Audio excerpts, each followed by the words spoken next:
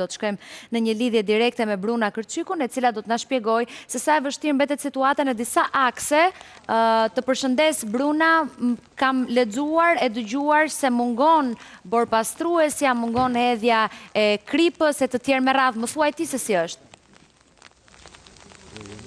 Si Dorela, të përshëndes, sot ndodhem në Librazh dhe pikërisht për faktin se këtu situata ka qenë më e vështirë, qoftë edhe për intensitetin e rreshjeve të dëborës, por edhe për faktin se në aksin nacional Librazh-Peshkopi, pasi nuk u punua gjatë gjithë ditës së djeshme dhe vetëm pas ditës bërë pastrimi i rrugës, nuk është bërë kriposja e saj. Dhe kur flasim për temperatura minus 7 gradë Celsius, do të thotë që ka prani të madhe të akullit në rrugë, përpasoj ky aks rrugor kalohet vetëm nga foristradat pajisura me zinxhir, çka do të thotë që për një pjesë të madhe të njerëzve, të banorëve të fshatrave, rruga është e bllokuar.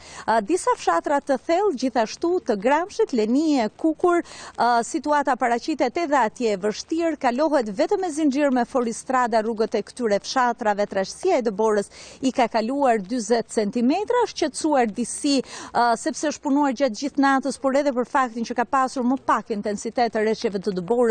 Situata në fshatrat e Elbasanit qarkullohet me zinxhir Labinoti Mal, por qarkullohet pa probleme tashmë Gjinari, Funari, Graceni, ndërkohë që edhe Zavalina, njësia administrative, kalohet me zinxhir. Ka mungesë të energjisë elektrike vetëm në disa fshatra të Gramshit, po punohet nga ekipet e OSHE-s, ndërkohë që pritet që sot dhe nesër të kemi gjithashtu rreshje dëborës, çka do të thotë që situata do të vazhdojë të jetë pak a shumë e tillë, le të shpresojmë në përmirësim në rast se punohet. A kalojnë shumë automjeta aty ku ti ndodhesh, të paktën për sa kohë ke qëndruar deri tani? Unë ndodhem në fshatin Librazh Katun në këto momente, është rrugë fshati, këtu vazhdon kriposja, janë mjete fshatrash, nuk kam arritur ende ose të paktën nuk arrit dot në aksin Librazh-Peshkopi, rruga më e rëndësishme, rrugë nacionale, po për shkak edhe të pranisë së akullit është shumë e vështirë edhe për ne të kalojmë, sigurisht që ka lëvizje të mjeteve, se njerëzit kanë punë, kanë edhe problematikat e tyre dhe ju duhet të lëvizin. Faleminderit Bruna, të përshëndes edhe të falenderoj për lidhjen direkte, edhe pse e di që është në kushte shumë të vështira dhe atje është shumë ftohtë, ndaj t'ja mirënjohëse. Shkojmë te Mikel Marsi. Novosela ka qenë një shqetësim, Vjosa, gjatë gjithë këtyre ditëve ke raportuar. Mikel, ku ndodhesh fiks tani që flasim?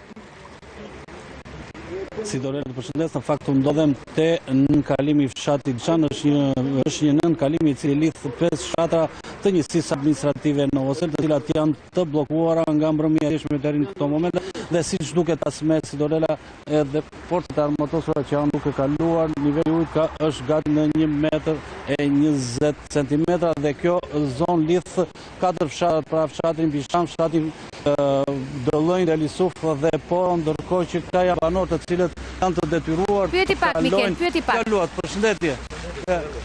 Keni zgjedhur të kaloni me rrobe me kumnoshe? Ishëm detyruar. Ose do të dalë me gjë. Sa keni që të izoluar në shtëpitë tuaja? Që mërëm, mërëm 8. Keni kërkuar ndihmë? Ka ndihmë? Po, na kanë ardhur këta ushtrisë që na merr një familje. Po nuk mund të lëvizim dot, kemi të smur dhe ju po lëvizin me këmbë tash edhe me kumnoshe apo? Po lëvizim për nevojat tona. Po juve, zotri? Ne do më ushqive. Jeni detyruar të kaloni? Po, do kaloj. Sa ishte niveli ujit dje? Dje ishte 1 metër gjys. Po tani sa ka vajt? Ka 1 metër? 1 metër. Keni dëme në banesa? Kemi. Çfarë dëme keni? Të jo pulat e jo rosat. Delet. Ka dikush për të vlerësuar dëmet? Të mos ka ju fare.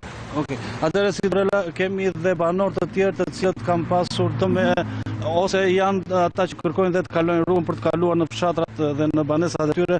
Pra kemi një banor, po kamera këtu të lutet, kemi banor këtu të cilët presin të madje dikush i cili ka kërkuar dhe ndihmën e ushtrisë të cilët e kanë sjellë me varg nga shpjeti, pra kemi këtë banor të lutem. Ju kërkuan ndihmë. Kërkuan ndihmë për dal. Po, për dal. Po. Sa kohë kishit të izoluar? Kur ka ardhur lumi? Se di. Ju me varg nuk dilit dot. Ka shans. Sa ka vajtur niveli ujit në banesat tuaja? Gati 1,80. 1,80. Kur erdhi uji, në çfarë ore? Që të mbaja orën, unë të shikoja të ndërja në i pashkët. U fut në banesa? Në banesa është, shpëtuam. Po në është bërë dëmë i madhë. Çfarë për shumë? Me bujësim. Kisha një fidan u liri, mi mori lumi. U dëmtuan? U dëmtuan. S'kemë ato kishim, ato prisin, të hanin bukë, të shenë kalamaj, s'kemi më dëmë. Në zonën tuaj banesa pati të përmbytur. Kako që, Bile 20-30 banesa. 20 banesa. Po. Prisit e kaloni a ka tjetër rrugës? Po. Do kërkoni prandim? Po, pa tjetër, se zvete do të shpiju. Shpiju me mama e kanë paralizuar, nuk dhije fare. Keqen, nuk e dim si do vej puna. Sa fshatra lidh kjo në kalim tu? 4. Qa fshatra? Bishani, Poro, Velisuk, Dovënj. Ato janë të izolat gjitha? O sa, nga këtu, stalon do të azirë. Uj, sa shur dhe tashi? Dhe shullu të shpjejve ka rëndi ku të 30 tonë. Shka ka 1 metër e gjysë muja koma. Banesat të tjera, ka të përmbytur në fshat? Ka, Banesat të tjera. ku të 20-30 shpi janë. Uj në për banesa është futur apo rreth oboreve? Mund t'jetë futur, se di, se unë tani me zidola prete nga shpjejime. Ju kërkoni prandim të ikni prapë në shtëpi. Faleminderit. Dhe ju. Pra si dojla kjo është situata në fshatin Bishan të njësisë administrative në Oser, si që raportuam.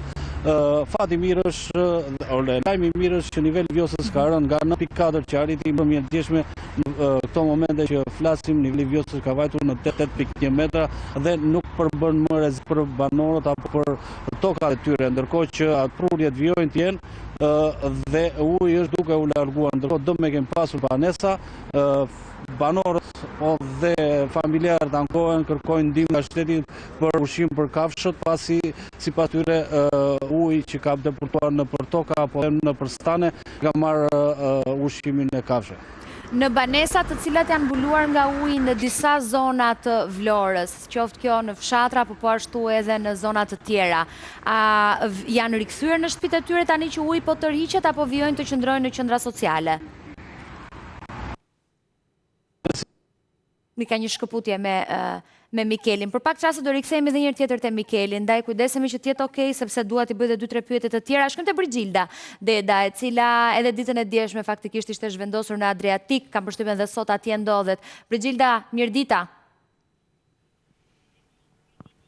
Të përshëndes Sidorela, të përshëndes sërish nga Adriatiku, ku sërish mbetet në hartën e kushës sa i takon qarku të Lezhës, pasi vijon të jetë fshati më problematik, si pasojë e qarjes së argjinaturës, lumi Droj vijon ende të ketë prurje të shumta, ku ka lënë të izoluar qindra familje në këtë zonë.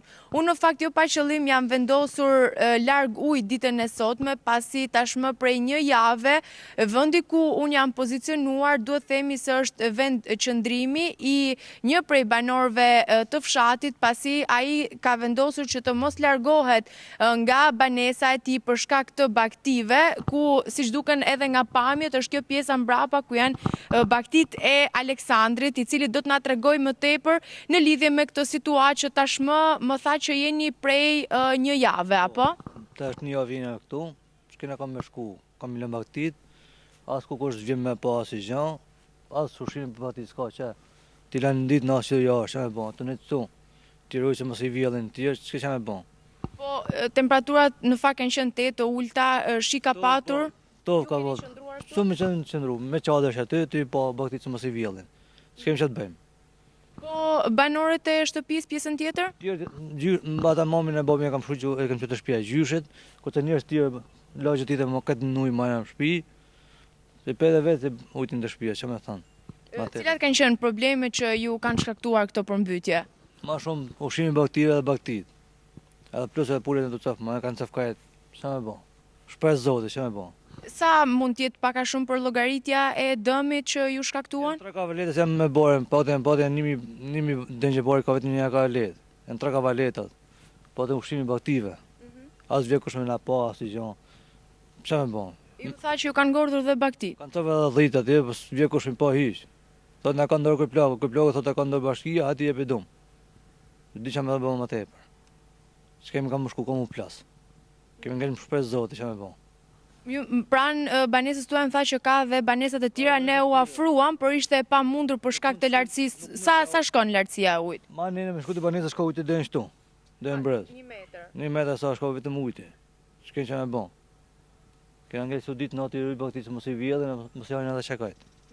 Ju gjeti të papërgatitur kjo situatë? Ka vetëm një natë që gra po fillon të bërtë bakti, thosh çka kanë bërtë për ku dalim jashtë shohim ujtin. Po detyrohemi ndërë mbatitë këtu jashtë edhe ne të jojë këtu. Çfarë më bën? Është përsëritur ndonjëherë si Në 2005 ka qenë më pak. Nuk ka qenë çdo ujti. Tash çfarë më bën? Në plazhin natura si çfarë më bën më apo? Cili është apeli juaj si banor? Po atë ushtrime me baktive patën. Ose me qëtë në instahim ku mi shu baktive patën edhe vetë në. Çfarë më bën? Po nga emergjenca civile, bashkia ka ardhur njëri t'ju kërkoj që të evakuoheni? As ku s'ka ardhur. As i bime kukujt ma me po. Pse i ka zhvendosur familjarët e tij? Ka hyrë ujë brenda në banesë? Mamën e kam së mund e kam të shtëpia i gjyshit. Po prindrit pse keni zhvendosur, keni patur ujë brenda në banesë apo? Në banesë majna s'kene, pas kse kom e shu, se mamën e kam që në spitale. E që me bo kontrol dhe gjana, po kam me gjana. Sidorela, unë fakt do doja të kërkoja edhe lejen e vetë Aleksandrit, por Aleksandri më përpara më tha që nënën e ka të sëmur, ka probleme shëndetësore nëse mund ta themi. Nëna e Aleksandrit vuan nga kanceri dhe kjo ka qenë edhe arsye që ai është detyruar t'i largoj familjen, duke qenë se nëna e tij duhet të bëj kontrollet periodike dhe e kanë të pamundur në fakt të dalin nga shtëpia. Ne ishim edhe pranë banesës së tij, por duhet pjesa tjetër e veshjeve që duhen për të futur brenda, pasi uji në pranë banesave të tyre arrin të paktën në 1 metër dhe kjo ka qenë edhe arsye që Aleksandri është detyruar t'i largoj familjen e tij nga banesa dhe vetë tashmë prej 1 jave është duke qëndruar në këtë vend ku ne jemi pozicionuar ditën e sotme, duke ruajtur baktit, pasi kjo është e vetmja e ardhur që ka familja e Aleksandrit. Ditën e djeshme dëgjoja banorët në atë zonë që të thoshin jeni të vetmit që keni ardhur, këtu nuk ka ardhur askush. Dëgjova Aleksandrin më herët që sa bashkia thot është çështje kryeplakut, kryeplaku thot flisni me bashkinë. Ti vetë ke qëndruar atje prej disa orësh nga dje edhe sot, Brigilda, ke parë njëri ti vizitoj këto familje, ti pyesi çfarë i duhet, si mund t'i ndihmojnë? Mëngjesin e sotëm kur ne erdhëm sërish në Adriatik, pranë tyre, sot ishte edhe kryebashkiakja e Kurbinit zonja Majlinda Cara, por duke qenë se unë theksova qarja argjinaturës, ka bllokim të kanaleve, fatkeqësisht duhet themi që ende nuk ka masa konkrete për këto familje. Ajo e vetmja mundësi, unë dua ta pyes edhe vetë Aleksandrin, ka ardhur njëri t'ju jap pak ushqimor apo t'ju takoj? As që ka me një kukujt marrë me asmi po, jo me prunë. Po sot që ju kur erdhëm ju pam me kryebashkiakën, çfarë zgjidhje ju dha? Asnjë zgjidhje. Asnjë zgjidhje. Mbyllim gjeneratorin, thotë aty të mbyllim murën, thotë të vim me shohin. S'gjë kush. Edhe po punën 3 metri, pa 3 metri, pa çfarë shtëpia sa kush më pa. Edhe gojtë aty. Ku s'na po 3 metri ato vim të tipo për përmytjen. Qartë, po. Ç'të bëjmë? Kena ngel të rujt bakti që më rrugë, ç'më bën? Pra, Sidorela, kjo është situata jo vetëm e Aleksandri që unë takova rastësisht ditën e sotme kur ishin të gjithë banorët, në fakt ishin në një farë revolte, pasi duhet kuptojmë temperaturat të paktën në këtë zonë shënojnë 0 gradë dhe situata është edhe më e vështirësuar për ata pasi duhet të kalojnë në ujë.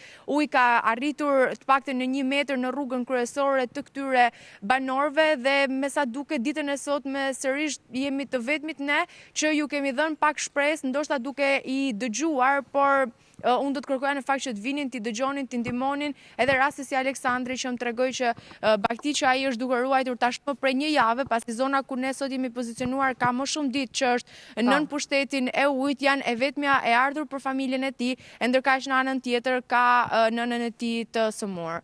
Shumë mirë do të ishte faktikisht prej ditësh ne kemi lidhje direkte me ty, qoftë në edicione informative, në programe dhe kudo, dhe është për të ardhur keq që askush ende nuk shkon në Adriatik, ku duket që situata është e vështirë. Uroj shumë që të gjetë një zgjidhje edhe për nënën e Aleksandrit, për të shkuar në spital, për të marrë kurimin e nevojshëm, po edhe që të ndihmohen si familje, se po vija re që po shite baktit që i ka shpërndar pas teje, e po kujdese, po ruante që të mos u ndodhte gjë, sepse ti e the që ato janë e vetmja e ardhur që familja e Aleksandrit, apo një pjesë e madhe edhe e të tjerëve që jetojnë në ato zonë, po ashtu jetojnë vetëm me baktit e tyre. Faleminderit shumë Brigilda për gjithçka. Nga Brigilda rikthehemi edhe një herë tek Mikeli. Nga Adriatik, shkojmë edhe njërë tjetër të kolegu Mikel Marci. Mikel, po shia më herët teksa ti intervistoje qytetarët atje, të cilët thanë kemi dalë se duhet me shku edhe me marë diçka me ngrën. Dhe faktikisht ajo rruga pas teje lidh fshatin me ndonjë zonë këtej që ka dyqana apo? Atëherë, siç raportuam në fillim së Dorela, në fakt është nën kalimi i fshatit Bishan. Ky nën kalim kalon sipër autostrada Vlorë-Fier, lidh 4 fshatra, fshatin Bishan, fshatin Poro, Delisuf edhe Dëllënj, të cilat i lidh vetëm kjo rrugë, ndërkohë që mbrëmjen e dieshme rreth orës 20 dhe në këto momente që flasim, kjo rrugë është e bllokuar për shkak të prurjeve që ka bërë dhe çarje të argjinaturës në zonën e fshatit Fitore dhe prurjet e lumit Dios kanë bërë që niveli në këtë argjinatur, pra në këtë në kalim të kaloj gati 1,5 metra, mbrëmjen e dieshme kaloj edhe 2 metra. Siç duket pas me duket ende prurje të shumta që vijnë nga argjinatura qarë në fshatin Fitore, ndërkohë që forcat e ushtrisë kanë lëvizur dhe kanë qarkulluar banorët e zonës, por edhe duke ndihmuar dhe ata që kanë pasur nevojë, siç ishte personi më parë që foli duke kërkuar ndihmë pasi janë disa banesa të cilat kanë ngelur në ujë, janë të rrethuar nga 20 banesa në fshatin Bishan, ku uji ka vajur në banesat pra gati 70 cm dhe ata kanë të vështirë të lëvizin ose të dalin nga banesat e tyre, kërkojnë që të dalin nga kjo zonë për të shkuar në njësinë administrative në Novosel për të bërë ato pazaret e tyre për familjarët. Faleminderit shumë Mikel, përshëndes. Shkëm në lidhje direkte me Meto Alba, Akil Osmani, i cili ditë pas dite na ka mbajtur të përditësuar me informacione sa i takon kushteve të motit. Ndodhi ashtu siç ti the, Akil, faktikisht. Një dita, përpara pak ditësh, the të ejnëten do të vi një qetësim situate, por kjo nuk do të thot gjithçka, sepse pushon shiu dhe vjen dëbora. Cilat janë zonat më problematike në lidhje me borën dhe ngricat? Zonat të cilat janë më problematike ditën e sotme të paktën në orët e para të mëngjesit janë shfaqur kryesisht verilinja Qarku i Kukësit, Peshkopia, Baramsuri, ku rreshtet e dëborës kanë qenë disi më intensive, ndërsa në juglindje rreshtet e dëborës kanë shfaqur, por në sasi sigurisht në zonat malore do të temperaturë aty zbresin -6, -7 gradë në parë të mëngjesit dhe dëborës. Të kërkoj ndjes, Akil, ke disa shkëputje të zërit. Riktheme edhe njërë tek ti për pak qaste, sa po t'jesh okej, sepse nuk pari të kuptoj do të qartësisht. Siç po ju thoja, patëm lidhje direkte me Librazhdin, ku bora duket të jetë një nga problematikat kryesore, kjo për shkak se ka një mungesë të madhe të automjeteve, pra bor pastrueseve të asaj zone, por mbi të gjitha të akseve të ndryshme, duhet thënë, ka mungesë të energjisë elektrike e po ashtu mungon edhe kriposja në akse të ndryshme. Mund të kalojmë vetëm stradat e larta me zinxhir, çka do të thotë për shumicën e njerëzve është e bllokuar. Probleme me energjinë elektrike ka në Kukur, në Lenie të Gramshit dhe në Bardhaj të Prenjasit. Teksa veç kësaj për të shkuar në një zonë tjetër, më herët ne patëm lidhje direkte me kolegen Brigilda Deda në Adriatik, por edhe Fushkuqe është një zonë që po kalon situatë teje të rëndë prej disa ditësh në njësinë administrative që thash në Fushkuqe, ku zona është pushtuar pothuajse tërësisht nga ujë, ndërsa banorët denoncojnë mungesë totale të ndihmës institucionale. Këtu jemi me pamje, siç u thash, të akseve të Librazhdit, teksa në zonën tjetër, atë që po ju thoja më herët të Fushkuqes, ka mungesë të energjisë elektrike, janë të mbuluar nga uji në banesat e tyre dhe ende denoncojnë dhe thonë se nuk kanë asnjë institucion në shtëpitë e tyre për të parë se çfarë realisht i ka ndodhur. Ndërsa në fshatin Bishan, kur ishim më herët me kolegun Mikel Marsi, kuptuam se si, pra fshati Bishan, që ta sqarojmë, bën pjesë në njësinë administrative të Novoselës, që ditën e djeshme u dha dhe urdhri për evakuim nga institucionet përkatëse. Ende ka prezencë ujë në banesa, gjatë natës uji ka arritur deri në 1 metër brenda, ndërsa raportohet që rruga e bllokuar ka izoluar 4 fshatra. Më herët, teksa zhvillonim lidhjen direkte me kolegun Mikel Marsi, kuptuam se si edhe njerëzit me çizme apo me veshje të përshtatshme për të tilla raste kalonin për të shkuar drejt marketeve, dyqaneve për të furnizuar me ushqim. Jemi me Akil Osmanin, apo jo? Akil, tani po, të lutem tani s'është nga fillimi që të kemi një qartësim. E kemi Akilin, Akil Osmani, po? Nuk di nëse e gjë më ndihmon. Po, jemi okej, Akil, të dëgjoj, po, më thuaj. Kjo ditë e premte ka sjellë rënje të ndjeshme të temperaturave të ajrit, kryesisht në zonat të veri lindore ka qenë më theksuar, por po ashtu edhe në juglindje, duke bërë që minimumet e kanë zbritur në -5, -6 gradë Celsius në qytetet e zonave malore, dhe kjo ka sjellë ngrica në akse rrugore në pothuajse të gjithë shtrirje lindore, por jo vetëm, kemi patur dhe rishfaqje të rreshjeve të dëborës, kryesisht më e dukshme ka qenë qarqet e Kukësit, në qytetin e Peshkopis, në qarkun e Elbasanit, ndërsa rreshjet të dëborës ka qenë në sasira më të pakta në zonat juglindore.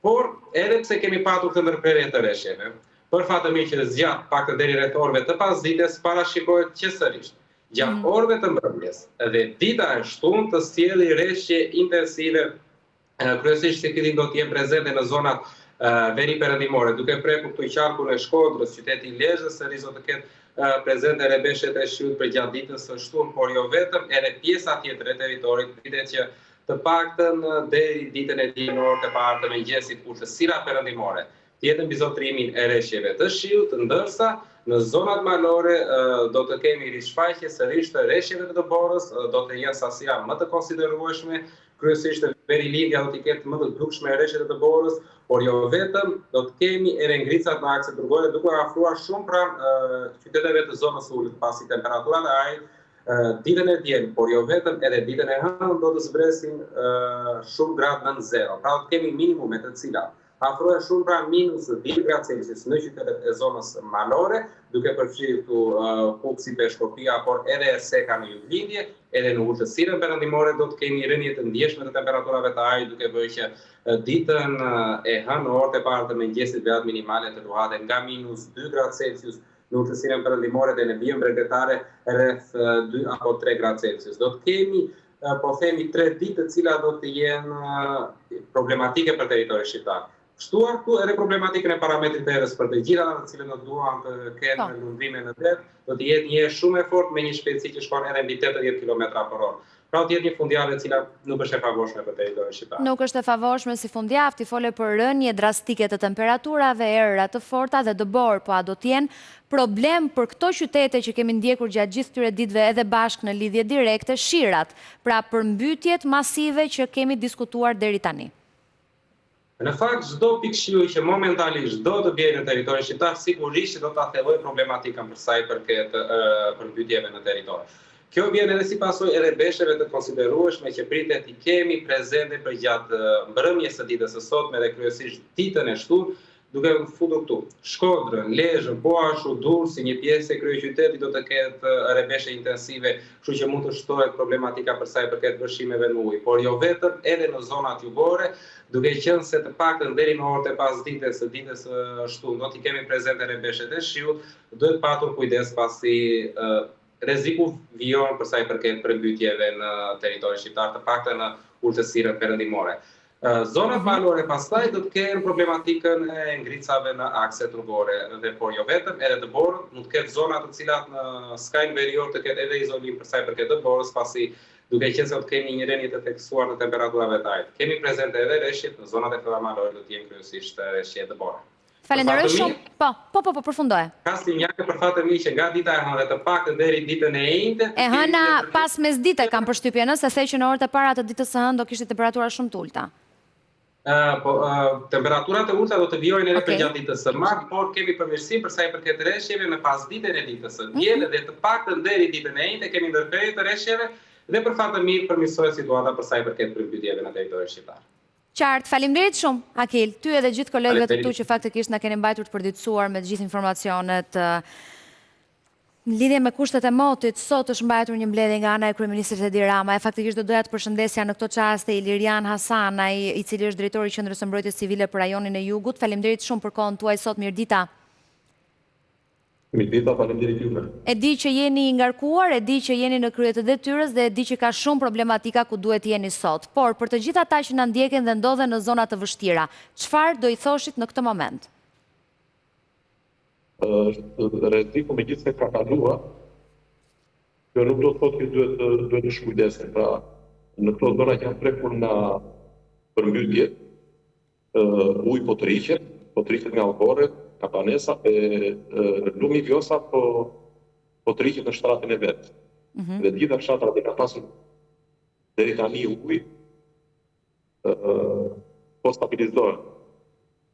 Po kështu edhe banorët që janë evakuar, po punojnë për të rikthyer në banesat e tyre, do që do kërkojë një kohë, po ndoshta brenda ditës sot ata mund të kthehen në banesën një pjesë.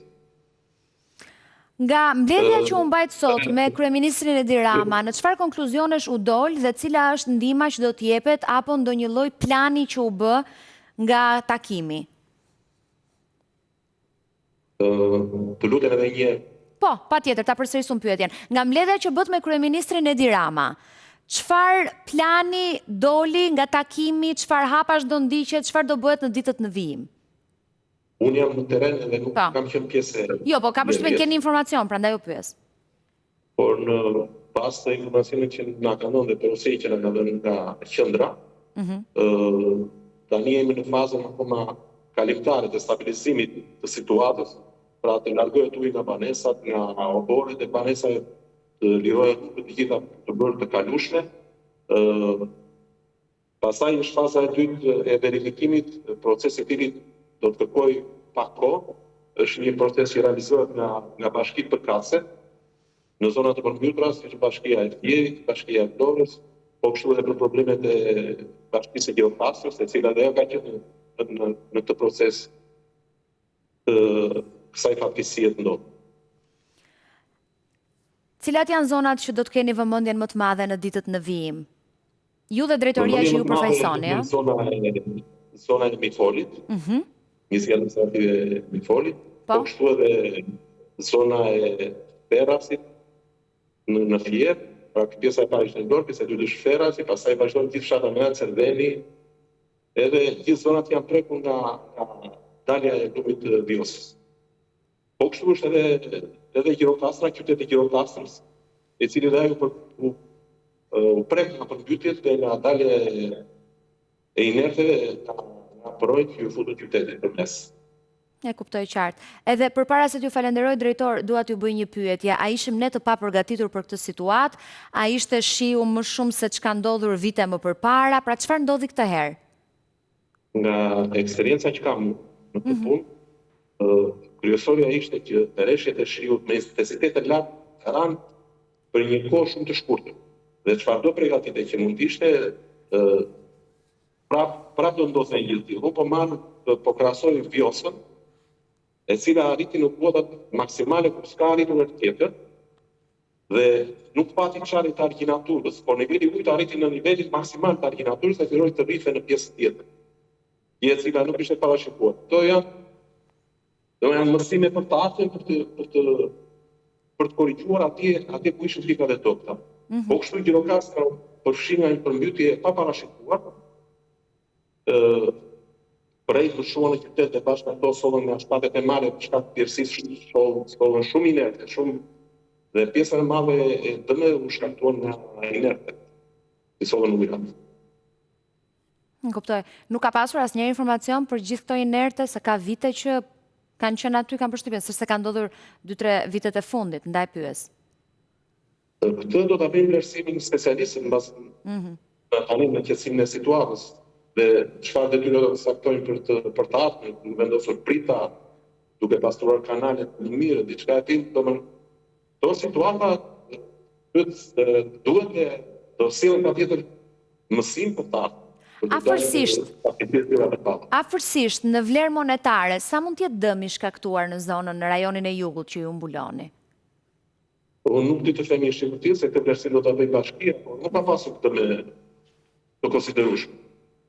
Jo, sepse kam pasur lidhje direkte, më falni, nuk e kam për dëme që mund të jenë shkaktuar në zona specifike. Unë flas për ata qytetarë që për shembull i është dëmtuar biznesi, në Gjirokastër kishte shumë të tillë. Ka qytetarë që janë dëmtuar banesat, që i ka hyrë ujë në shtëpi, për këtë pyes. Po ju thoni që kjo është diçka që i përket bashkive. Përket është papa e dytë kjo që do bëhet vlerësimi i dëmeve të gjitha, edhe për bizneset edhe për banesat. Është një fazë e dytë e këtij specialistët e grupeve të punës që i saktojnë bashkitë përkatëse. Ju si drejtuesi emergjencave në rajonin e jugut, ku i keni shpërndar trupat kryesisht, pra forcat tuaja, në cilat zona? Atëre, unë jam jam përfaqësuesi i Agjencisë Kombëtare të Mbrojtjes Civile. Po. Dhe ne nuk kemi, domethënë nuk bëjmë operacion, nuk kemi operacional. Okej. Kemi monitorues, këshillues, Pra ju kontrollues. ndiqni. Dhe ne jemi të shpërndarë në gjithë zonat kanë problematike. Domethënë ne jemi të shpërndarë për zonën e Jugut, Asgjero Kastra, është Fieri dhe Flora, i kemi aktualisht me probleme dhe janë duke korrigjuar problemet. Ndërsa po ashtu rajone të tjera të shpërndarë në Durrës, Shijak, ku ka probleme Veriu, Shkodra, Lezhë. Ne kuptoj. Pothuajse gjithë qyteti, gjithë shteti, gjithë harta shqiptare është e mbuluar me zona problematike. Po, është e qartë. Drejtor, faleminderit shumë. Për kohën edhe sqarimin që ndat me ne. Faleminderit, ju uroj punë të mbar. Ishim me Iliriana Sana, i cili u përpoq të na shpjegonte pak a shumë se si janë shpërndar forcat, çfarë mund të jetë diskutuar në takimin që kryeministri mbajti sot me emergjencat, e që duket se situata vjen të jetë e vështirë. Nga biseda që patëm me Akil Osmanin nga Meto Alb, kuptohet që pas shiut vendi i lihet uljes drastike të temperaturave dhe rreshjeve të dëborës. Kujdes për disa akse, Bruna Kërçyku na tregoi se si ka mungesë të borpastrueseve, po ashtu edhe të kriposjes. Ndaj, kushdo që do të udhtojë në zona ku ka dëborë, pa dyshim nuk duhet mungoj pajisja me zinxhirët për katës, me gomat e dimrit e gjithë të tjera që ju i dini, po deri tani duket se është i lehtë kalimi vetëm për mjetet foristrada të larta me zinxhir, por thuajse është e pamundur për automjete që nuk përdorin qoftë goma dimri, qoftë zinxhir, apo që janë automjete të ulta. Po ashtu ka probleme ende me përmbytje në disa zona, kryesisht Lezhë mbetet problematike. Na tregoi Brigilda më herët se si në Adriatik ende asnjë institucion nuk ka mbërritur teksa bëhet pasimi i njëjt institucion të tjetri për çështjen se kush do kujdeset për banorët. Banorët të cilët një pjesë kanë shkuar tek të afërmit e tyre, një pjesë tjetër qëndrojnë në shtëpi për të mos humbur baktit që janë e vetmja gjë me të cilën jetojnë. Sigurisht që ne do kemi lidhje të tjera direkte nëse do ketë zhvillime, po duket që situata vjen të mbetet e vështirë dhe nga ajo që diskutuam edhe me Akil Osmanin nga Meto Alb, kuptohet se rënja drastike e temperaturave do të sjellë problematika sidomos gjatë fundjavës, nga e hëna, nga mesdita mund të ketë një qartësim dhe rregullim të gjithçkaje. Kemi parë gjatë gjithë kësaj jave, duhet të thënë ka qenë java e parë e këtij viti me shumë problematika në çdo zonë. Publicitet, kthehemi pas pak.